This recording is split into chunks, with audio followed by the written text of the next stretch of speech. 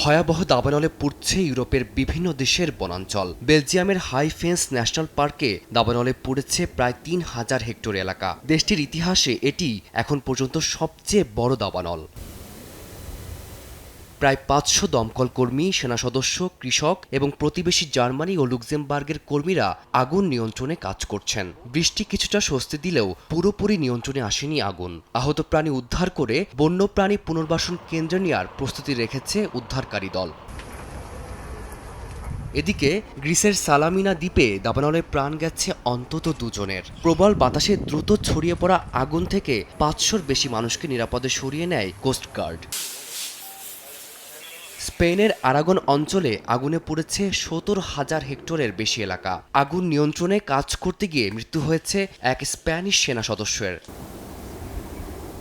অন্যদিকে কানাডার ব্রিটিশ কলম্বিয়ায় দ্রুত ছড়িয়ে পড়ছে দাবানল। সরিয়ে নেওয়া হয়েছে অনেককে।